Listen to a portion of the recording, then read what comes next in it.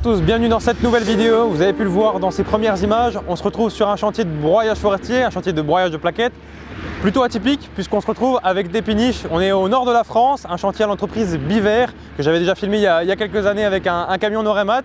Aujourd'hui, toujours du Noremat, toujours du Jens, aux couleurs Jens d'ailleurs, avec un classe Xerion 5000. Donc la particularité du chantier d'aujourd'hui, c'est qu'on broie, vous le voyez, le long d'un canal et directement dans une péniche et dans des barges, tout simplement parce que les camions ne peuvent pas passer par ici. Les camions ils passent pas, il y a deux ponts au chemin d'accès qui sont limités en hauteur et en tonnage, donc il fallait utiliser le fluvial obligatoirement. Donc le fluvial, lui, il est fait par l'entreprise Belbeoc avec des péniches, la péniche, un stockage de 400 m3 et des barges juste derrière, donc accrochées derrière, de 500 m3. Donc ce qui permet déjà de quoi occuper le broyeur plutôt correctement. Ce chantier qui va permettre de raccorder le réseau fluvial français au réseau fluvial européen à grand gabarit. En d'autres termes, ce qui va permettre aux grandes péniches de pouvoir enfin faire un pari Anvers juste par les canaux.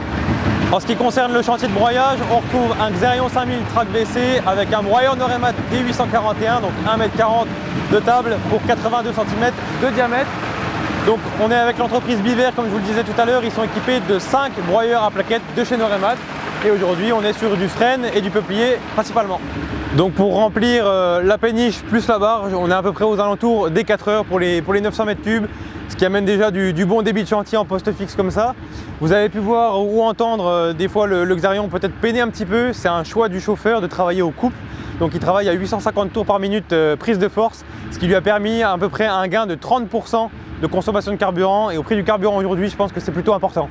Bon voilà, la péniche est pleine, la barge est pleine. C'est la fin de ce chantier pour aujourd'hui. J'espère que la vidéo vous aura plu. Dites-le moi dans les commentaires et comme d'habitude, à très bientôt pour une prochaine vidéo. Ciao!